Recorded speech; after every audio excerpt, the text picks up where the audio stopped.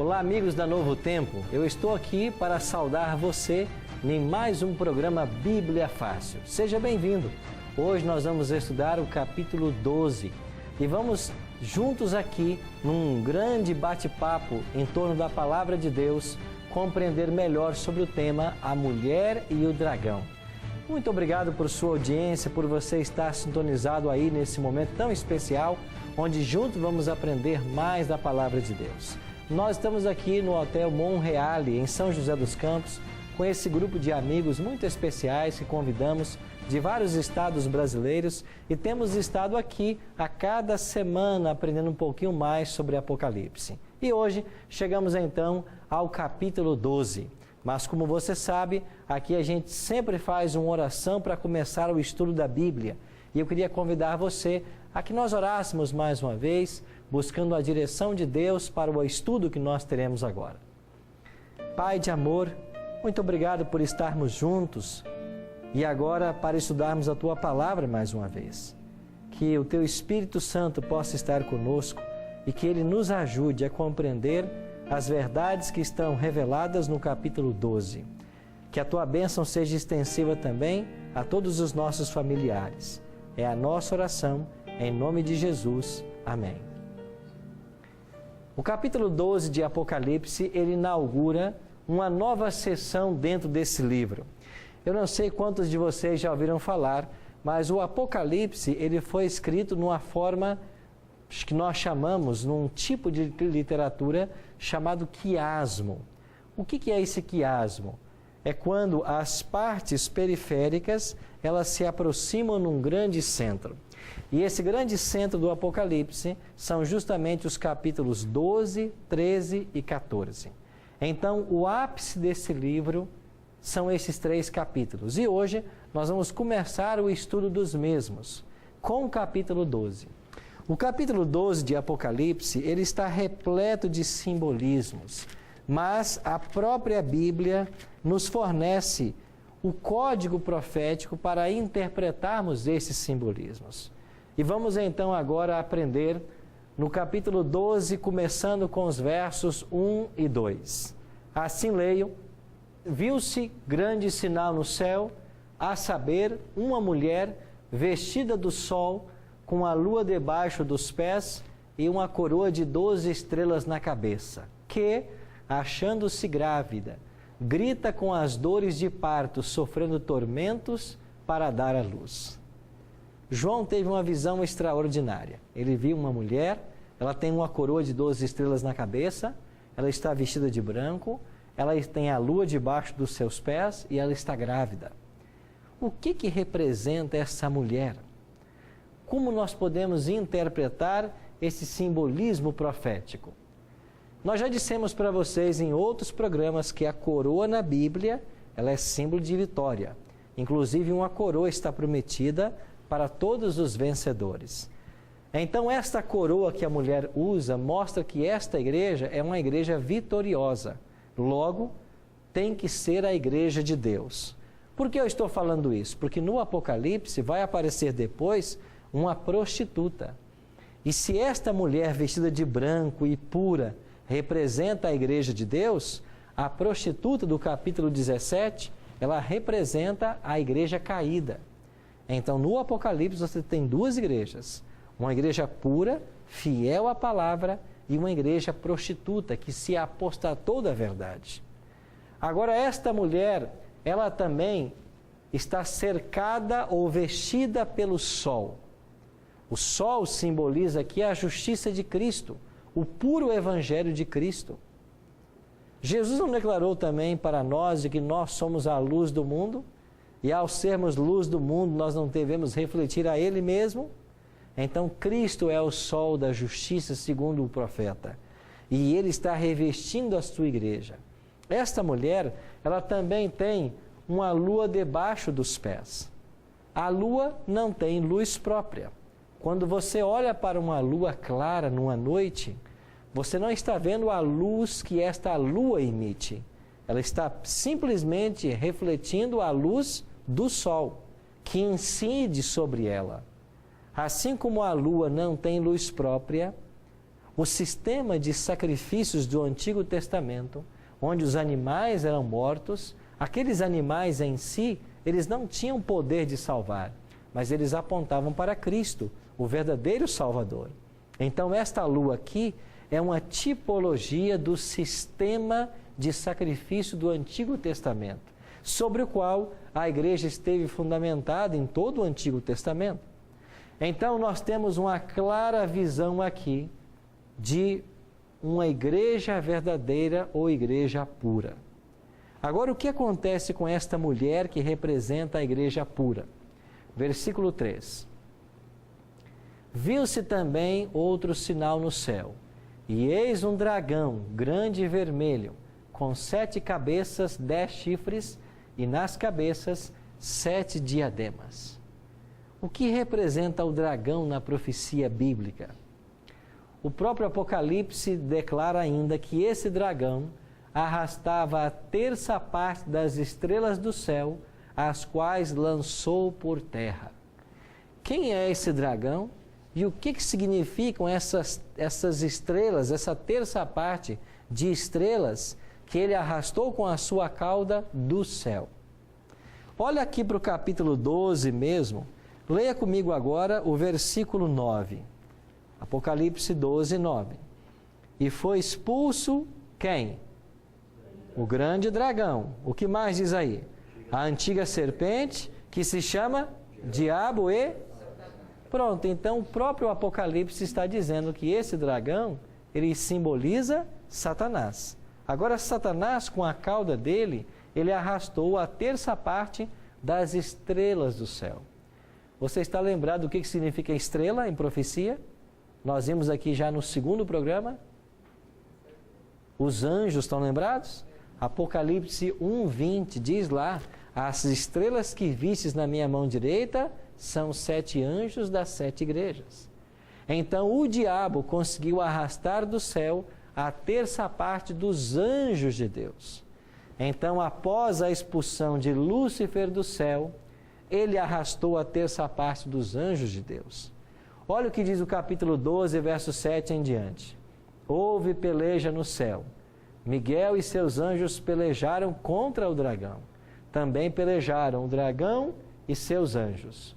Todavia, não prevaleceram, e nem mais se achou no céu o lugar deles. E foi expulso o grande dragão, a antiga serpente, que se chama Diabo e Satanás, o sedutor de todo mundo. Sim, foi atirado para a terra. E com ele quem? Os seus anjos.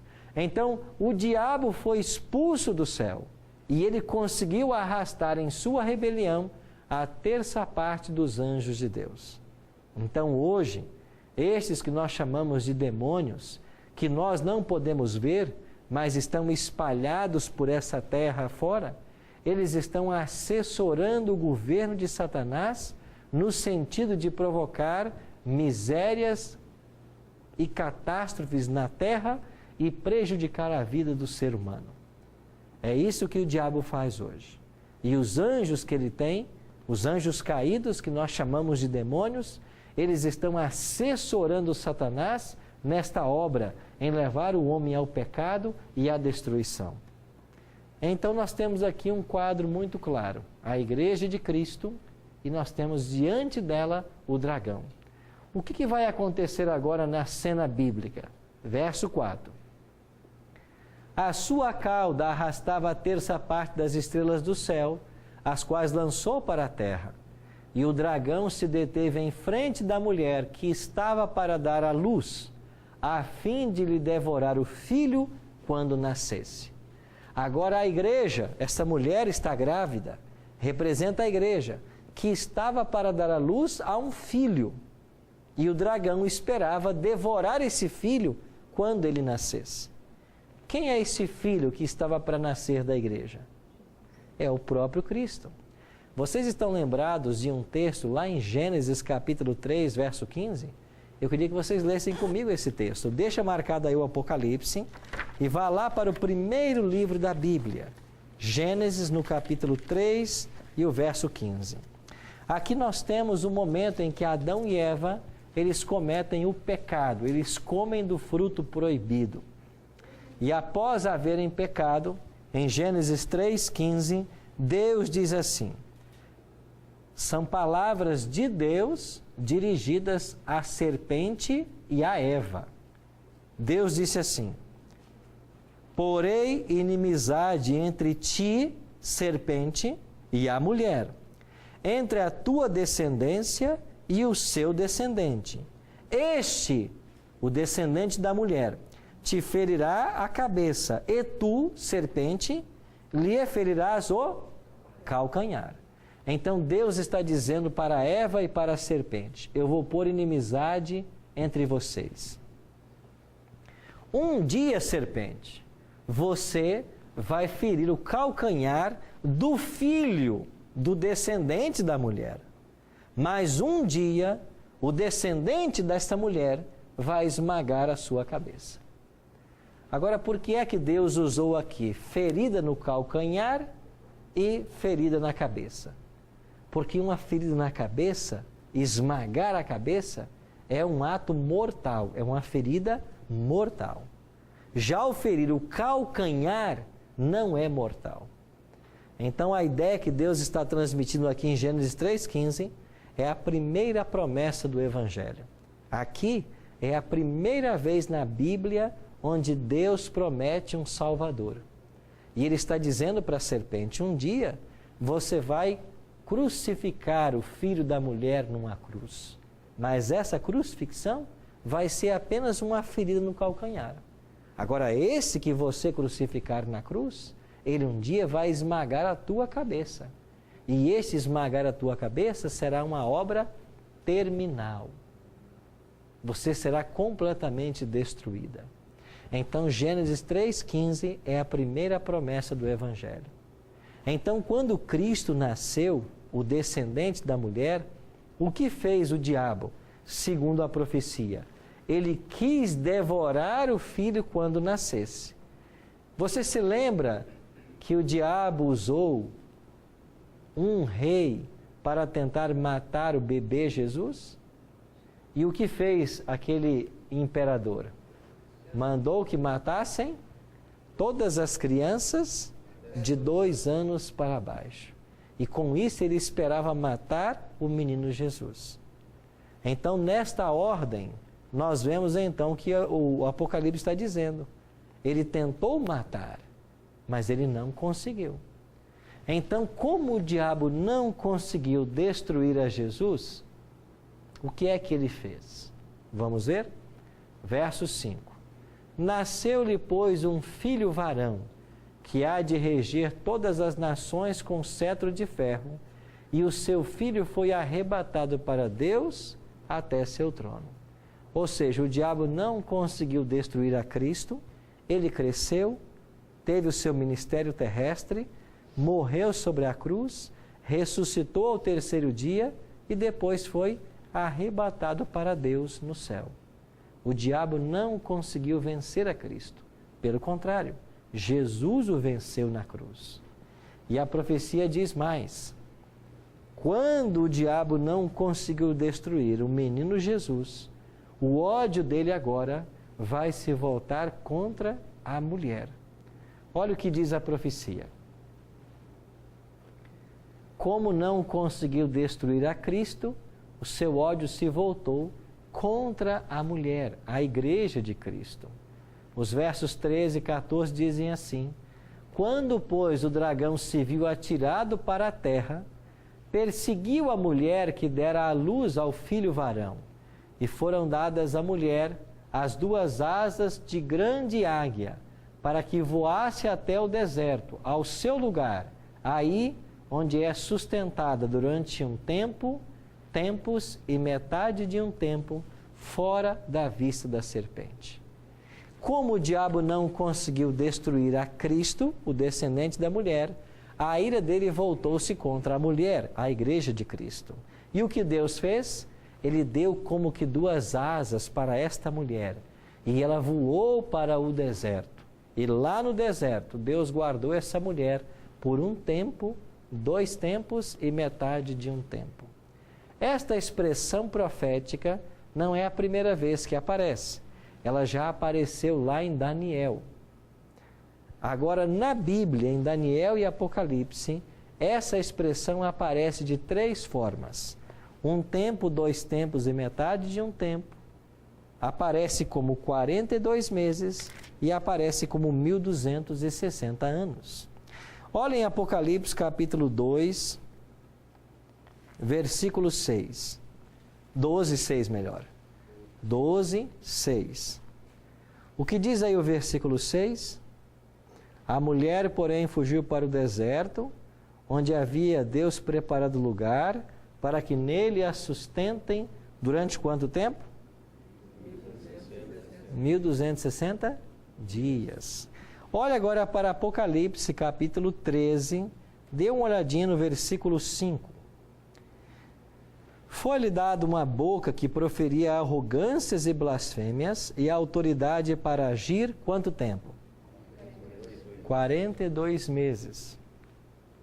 1 tempo, 2 tempos e metade de 1 tempo, 1260 dias e 42 meses, eles significam a mesma coisa. Segundo Daniel capítulo 11, verso 13, 1 tempo na Bíblia é igual a 1 ano. 3 tempos e meio, 3 anos e meio. Cada ano tem 12 meses. Então, 3 anos e meio somam 12, 24, 36, mais 6, 42. 3 tempos e meio é igual a 42 meses. Não é esse o período que aparece aí em Apocalipse 13, verso 5? 42 meses? Agora, no calendário judeu, cada mês tem 30 dias. Se você multiplicar 42 vezes 30, vai dar quanto? 1260. É o que aparece em Apocalipse 12, 6. Então, 3 tempos e meio, 42 meses e 1260 dias, eles representam a mesma coisa. 1260 anos. Período durante o qual a Igreja de Deus foi levada para o deserto, para um local isolado, um local que não está povoado, para que Deus guardasse a sua igreja da fúria de Satanás. Aí eu pergunto para vocês, quando é na história da igreja que se cumpriu esta profecia? É o verso que eu acabei de ler com vocês. A mulher fugiu para o deserto, onde Deus lhe havia preparado lugar para sustentar durante 1260 dias. Vocês estão lembrados que eu já falei para vocês que a supremacia papal durou 1260 anos, e ela teria começado em 538, quando foi expulsa a última tribo que era opositora do papado. Então, quando essa última tribo foi expulsa, em 538, a Igreja Romana começou a dominar, tanto dentro da Igreja como no Estado. Houve a união da Igreja e do Estado. E na Idade Média, a autoridade era o Papa. Vocês estão lembrados que mesmo um rei, para ser coroado, tinha que ser na presença do Papa? Ele legislava, não só dentro da Igreja, como também no Estado. Como prova dessa autoridade papal, nós temos um evento na história que indica claramente como as coisas funcionavam. E isso envolveu o imperador alemão Henrique IV. Eu não sei quantos de vocês conhecem a história, mas esse imperador alemão Henrique IV, ele revoltou-se contra o Papa na sua época. E o Papa, então, o excomungou. Ser excomungado pelo Papa na Idade Média significava certamente a perda do trono. Então ele se arrependeu do que fez e foi em busca do Papa para pedir perdão. O Papa, nessa ocasião, estava num castelo na cidade de Canossa, no norte da Itália. Eu fui visitar esse castelo alguns anos atrás. E lá em Canossa, no alto de uma montanha, estava o castelo onde o Papa se hospedou. Lá chegou o imperador alemão. E quando o Papa soube que ele estava aí para conversar com ele e pedir perdão, era um mês de janeiro, era um rigoroso inverno, o Papa fez com que o homem mais forte da Alemanha ficasse 3 dias lá fora, no relento, sem atendê-lo.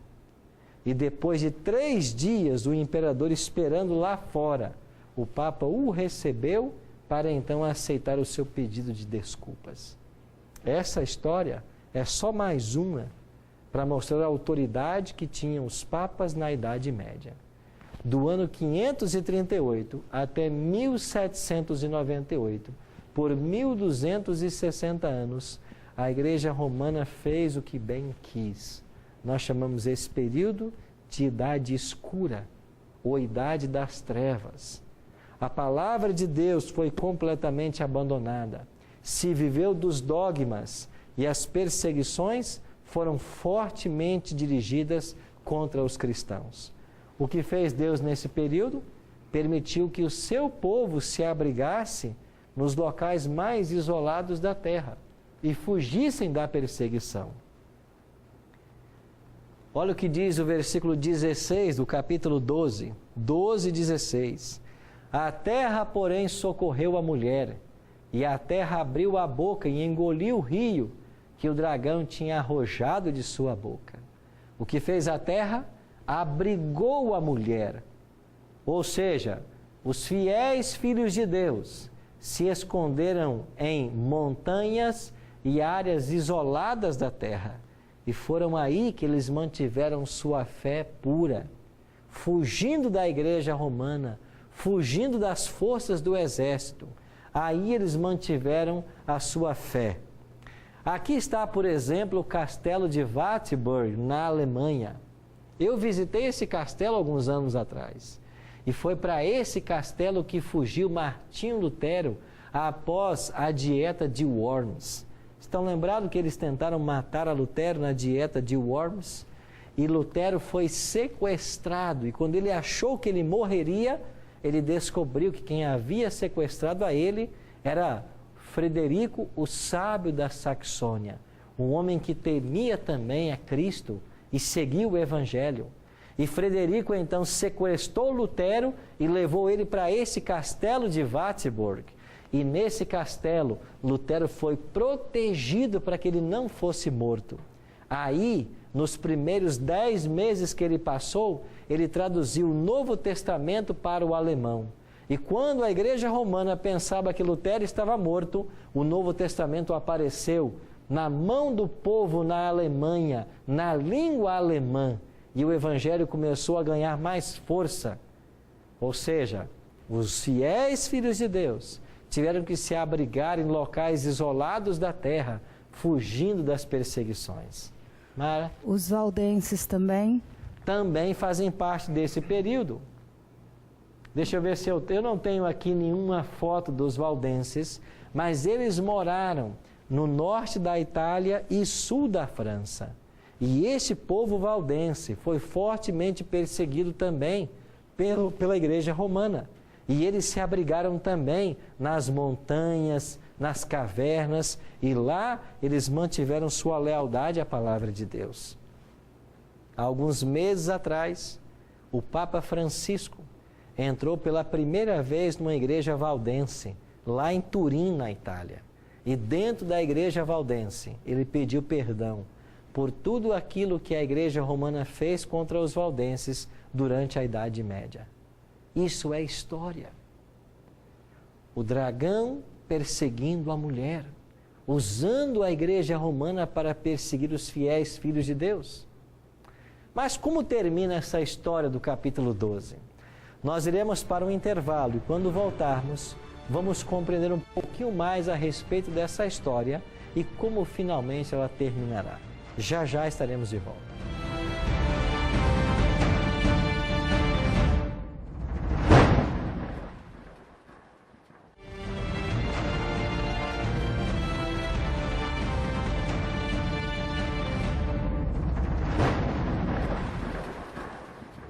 Estamos de volta com o programa Bíblia Fácil, com um presente para você. Esta revista com todos os temas que aqui estamos estudando. É um presente da Novo Tempo para você. Basta ligar para nós, 0 operadora 12 21 27 31 21. Ou então acessar o nosso site, novotempo.com/Bíblia Fácil. Lá você vai ver essa arte dessa revista. Você tem que clicar em cima dela, vai abrir um formulário. Você preenche todos os dados e envia para Novo Tempo. Um detalhe, quando você receber essa revista que chega para os lares num prazo de 15 a 20 dias, no final dela você tem um questionário para ser preenchido. Todos aqueles que responderem esse questionário e devolver para nós, irão ganhar esse CD aqui. É um CD com 18 temas do Apocalipse, melhor, é um DVD. Esse DVD foi gravado numa ilha, no Rio de Janeiro, e aqui nós temos 18 temas do livro do Apocalipse. Isso aqui é um presente da Novo Tempo para você. Para quem? Para quem recebe a revista e preenche o questionário.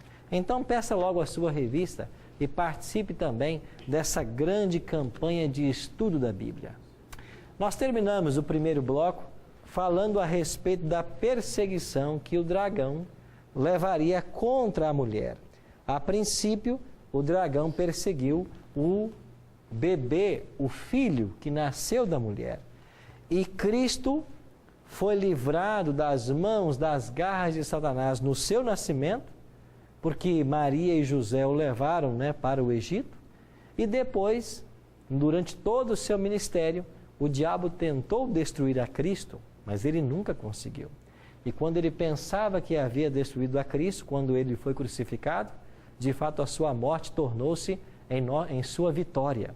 Porque ao morrer sem nunca ter pecado, Cristo pagou o preço do nosso pecado. E é por isso que hoje nós podemos ter vida eterna. Porque o salário do pecado é a morte. Cristo morreu sem ter pecado. Então, a vida que ele tem de crédito, ele oferece para nós hoje. É por isso que ele pode ser o nosso Salvador. Como Cristo foi arrebatado para Deus até seu trono, como diz o Apocalipse, e o diabo não pôde destruí-lo, o diabo voltou sua atenção contra a igreja de Cristo. E o Apocalipse diz que por 12 séculos, para ser exato, por 1260 anos, o diabo usou instrumentalidades humanas para perseguir ao povo fiel de Deus. Durante a Idade Média, você tem os valdenses, você tem os albigenses, você tem os huguenotes e tantos outros cristãos que se mantiveram fiéis à palavra de Deus e não se dobraram diante dos dogmas de Roma. E entre eles estava Martinho Lutero, a quem também foi perseguido, mas Deus protegeu, levando para o castelo de Wartburg, na Alemanha. E quando os inimigos de Lutero pensavam que ele estava morto, em apenas 10 meses, ele traduziu o Novo Testamento do latim para o alemão. E foi aí que nós temos o primeiro Novo Testamento em alemão, começando a circular na Alemanha. E as pessoas tiveram acesso à palavra de Deus, e aí estourou o movimento da Reforma Protestante. E a palavra de Deus voltou a ser estudada e ocupar o centro da mente e do interesse das pessoas. O que mais diz a profecia? Verso 17. Irou-se o dragão contra a mulher, e foi pelejar com os restantes da sua descendência, os que guardam os mandamentos de Deus e têm o testemunho de Jesus, e se pôs em pé sobre a areia do mar. Irou-se o dragão contra a mulher, a igreja, e foi pelejar contra os restantes da sua descendência. Veja, agora aqui aparece um novo elemento. Nós temos a mulher como símbolo da igreja verdadeira, e aqui aparece agora a expressão o restante da sua descendência. O que significa isso? Depois dos 1260 anos, em que a igreja estaria no deserto, um remanescente deveria surgir no cenário mundial. Entenderam? A mulher foi levada para o deserto, 1260 anos. Agora o dragão se ira com os restantes da sua descendência. Quem são esses restantes? Um grupo que sai do deserto e volta defendendo a verdade da palavra de Deus. Agora, quem é esse restante? Quem é esse descendente da mulher? O Apocalipse ajuda a identificá-lo, oferecendo duas características. Olha o que diz aqui o verso 17.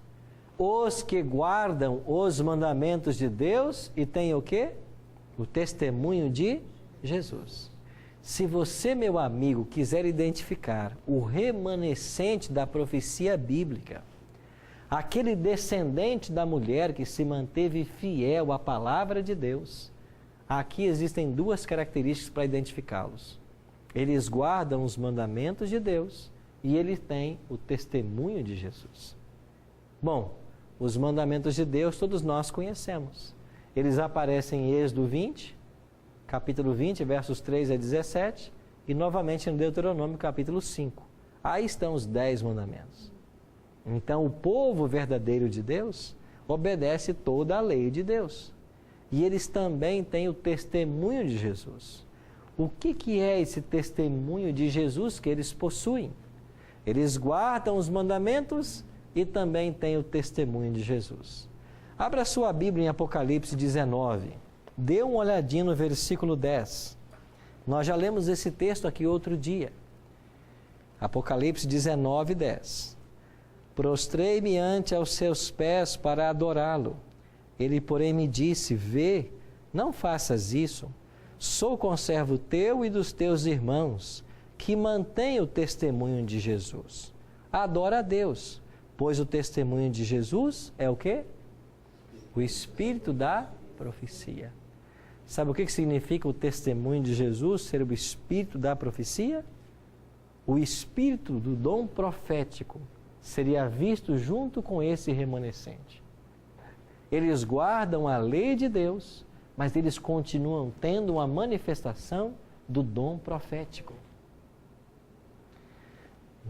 A Igreja Adventista, desde o seu surgimento, no dia 22 de outubro de 1844, ela tem pregado a vigência da lei de Deus, de todos os mandamentos, inclusive o sábado. Agora, quando surgiu a Igreja Adventista em 1844, Deus também chamou uma jovem para que ela fosse uma profetisa desse movimento. Naquele ano, ela tinha 17 anos, em 1844. E aos 17 anos, essa jovem chamada Ellen Golden Armon foi chamada ao ministério profético. Ela aceitou o chamado em dezembro de 1844. Ela participou também do desapontamento milerita.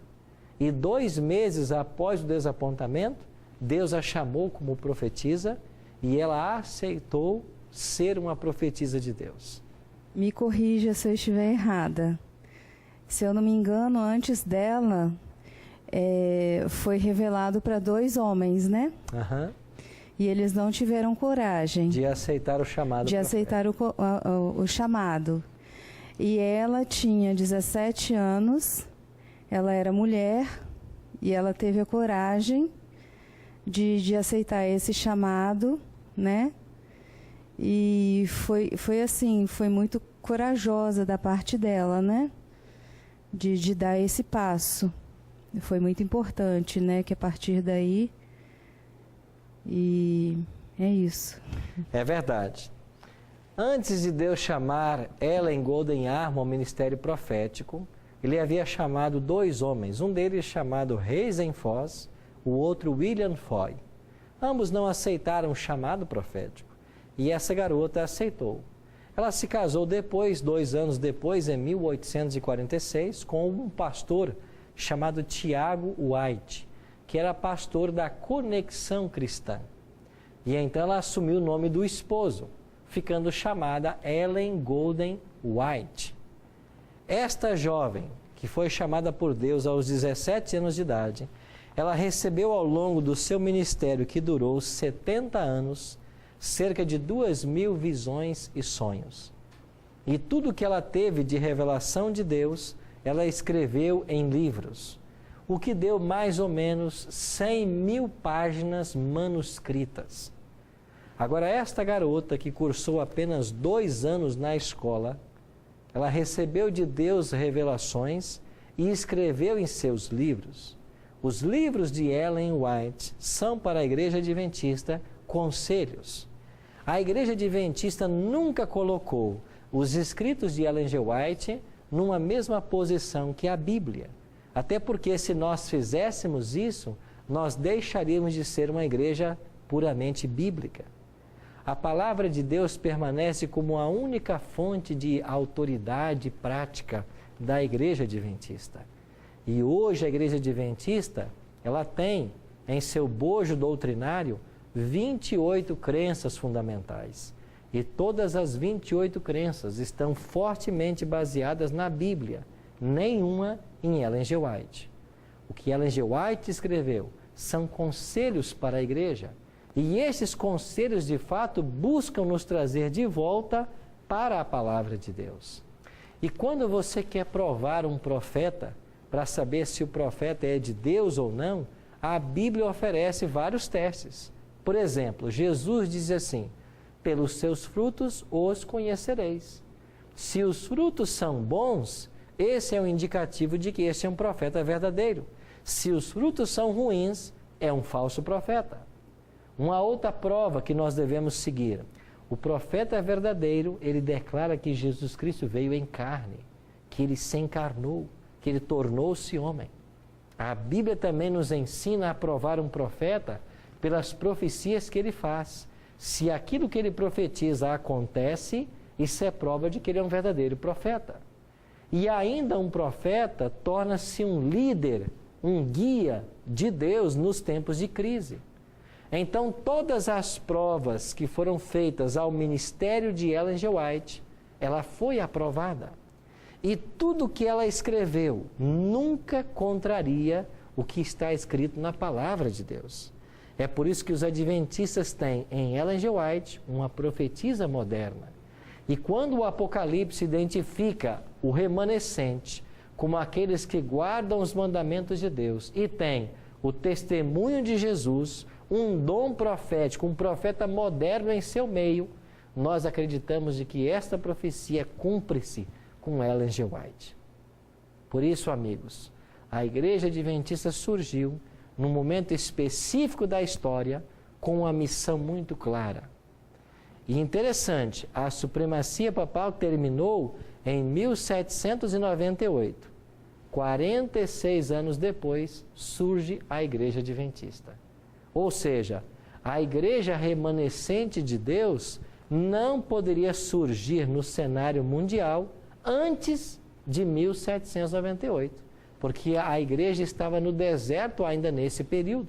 Agora, passado o ano de 1798, preso o Papa, dada a ferida mortal, que nós vamos estudar ainda em Apocalipse 13, agora deveria surgir o povo remanescente. E 46 anos depois, surge a Igreja Adventista. Como eu já disse para vocês, pregando 28 crenças fundamentais. E você pode pegar tudo o que a Igreja ensina e você vai perceber que as 28 crenças que a Igreja possui, elas estão fortemente enraizadas apenas na Palavra de Deus.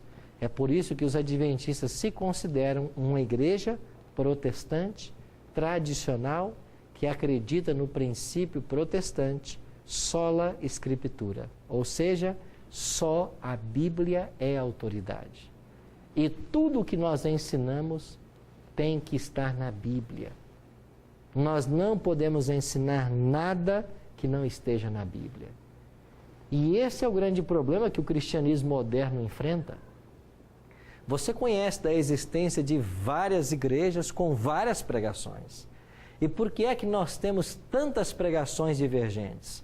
É porque muitas pregações não se baseiam na palavra. É por isso que tudo o que ensinam para você, você deve sempre fazer a pergunta: aonde está escrito na Bíblia o que estão me ensinando? E a menos que aquilo que esteja sendo ensinado possa ser provado na Bíblia, nós não devemos acatar como sendo vontade de Deus, e sim como tradição de homens. E o que hoje cerca muitos de nós são as tradições. Muitas vezes nós estamos presos a costumes e tradições que não têm o seu apoio na palavra de Deus, enquanto que os ensinamentos desse livro são menosprezados e abandonados. Esse é o desafio para os cristãos modernos, sermos cristãos autenticamente bíblicos. Pastor, Sim. você falou das 28 crenças. O que seria isso? As 28 crenças da Igreja Adventista são as 28 doutrinas que nós já sistematizamos. Por exemplo, uma delas, nós acreditamos de que Deus é o Criador de todas as coisas. Essa é uma doutrina para a Igreja Adventista. Nós acreditamos na existência de Deus Pai, Deus Filho e Deus Espírito Santo. Essa é uma outra doutrina da Igreja Adventista. Nós acreditamos que a Bíblia é a única autoridade para todo crente. Essa é uma doutrina nossa. Nós acreditamos na vigência da lei de Deus e na santidade do sábado. Nós acreditamos na existência de um santuário celestial, onde Cristo, nesse exato momento, ministra ao nosso favor. Nós acreditamos num juízo que virá para todos os seres humanos. Todos passarão pelo juízo. E é o juízo que vai determinar quem se salva e quem será condenado. Nós acreditamos que o nosso corpo é o templo do Espírito Santo. E qualquer coisa que você faça que destrói o seu corpo é pecado. É por isso que nós condenamos a bebida, condenamos o fumo, condenamos o uso das drogas e condenamos qualquer alimento que seja prejudicial à saúde. Então a igreja sistematizou já 28 doutrinas. Nós acreditamos no breve regresso de Jesus Cristo, de forma visível, pessoal e literal. Nós acreditamos no batismo por imersão, mergulhando nas águas. Então, todas essas doutrinas foram estudadas a partir da Bíblia, sistematizadas, e esse é o nosso credo. Já estamos em 28. Pode ser que amanhã ou depois Deus nos mostre em Sua palavra uma outra verdade. E se Ele mostrar, nós vamos incorporar as nossas doutrinas. Mas tudo que nós cremos tem que estar aqui. Então nós não nos prendemos às tradições. Nós acreditamos num claro, assim diz o Senhor. E se nós fôssemos assim, mais honestos com a Bíblia, nós não teríamos hoje 34 mil religiões cristãs. Como temos, infelizmente. Porque cada um quer pregar a sua verdade. E as pessoas estão começando a inventar as coisas que eles acham que deve ser.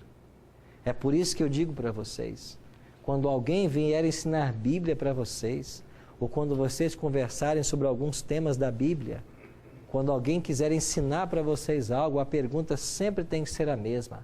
Aonde está isso na Bíblia? Se você está dizendo que é assim, aonde está isso na Bíblia? Isso é ensinado aonde? E é assim que você fica do lado da verdade. Por isso a palavra de Deus nos diz que o diabo está irado contra a igreja. Agora ouça com muito carinho e atenção.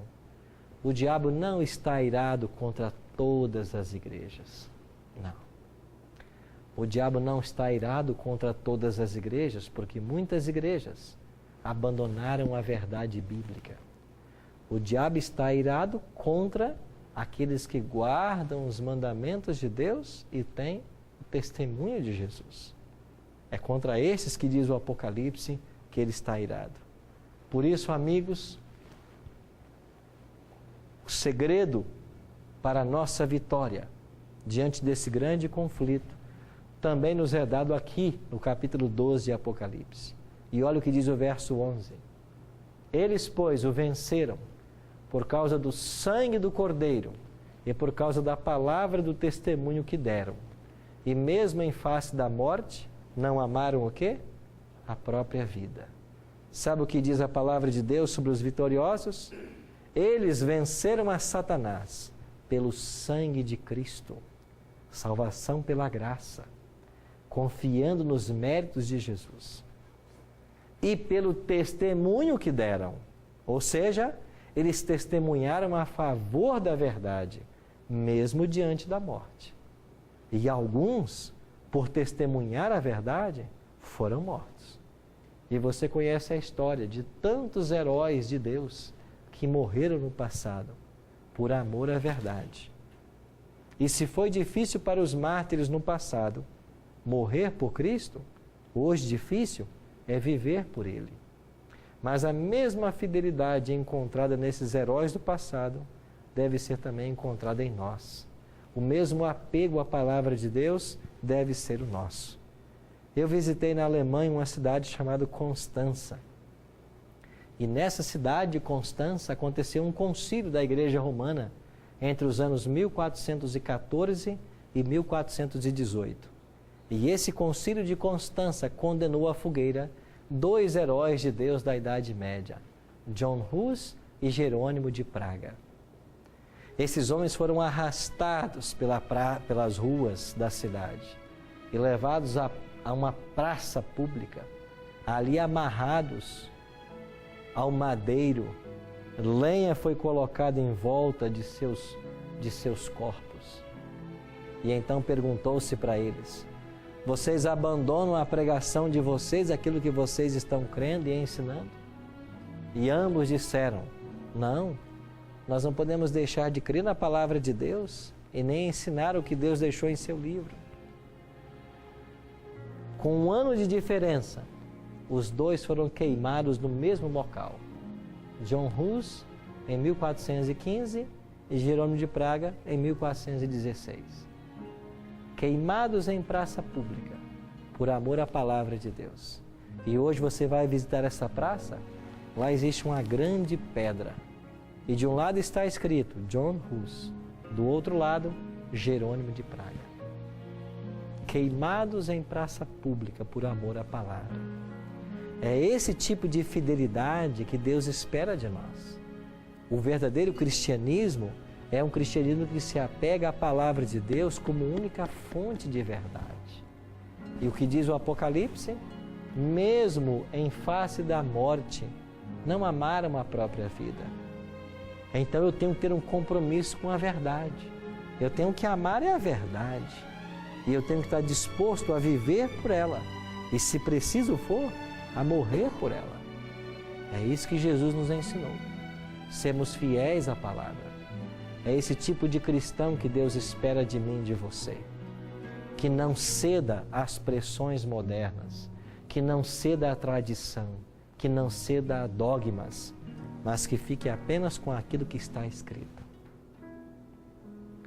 Nós ouviremos uma música agora. E eu queria que você respondesse a seguinte pergunta: as doutrinas que eu creio e pratico estão fortemente enraizadas na Bíblia ou eu estou sendo iludido com tradições e costumes humanos? Eu estou sendo leal à revelação da palavra de Deus? O meu cristianismo é bíblico? Pense nisso enquanto ouviremos essa canção.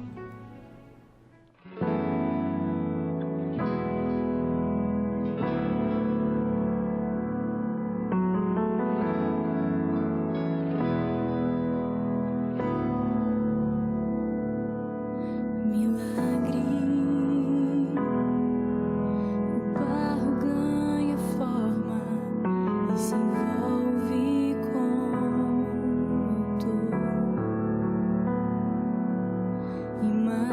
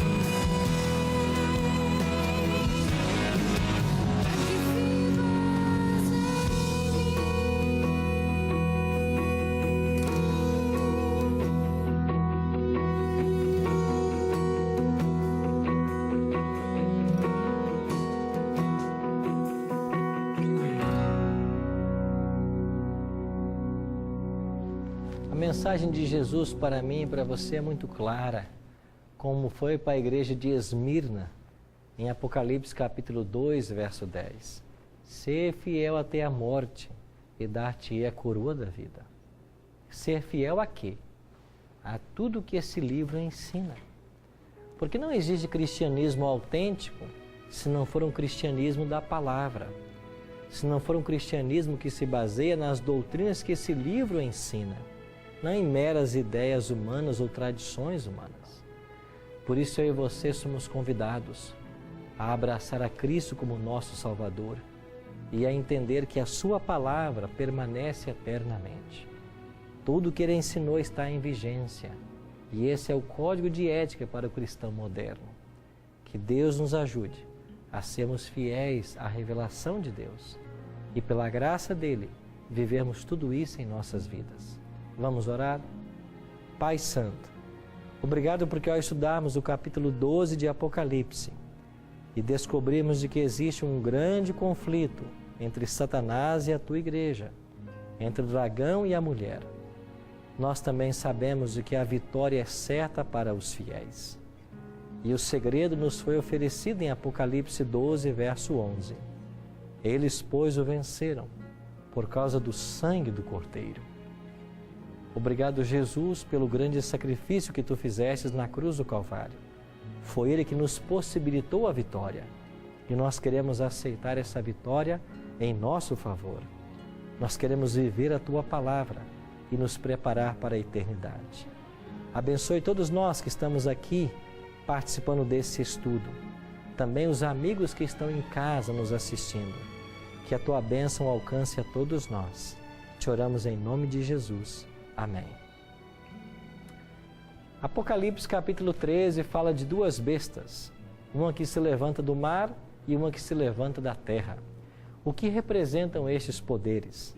Veremos isso na próxima semana. Eu espero por você.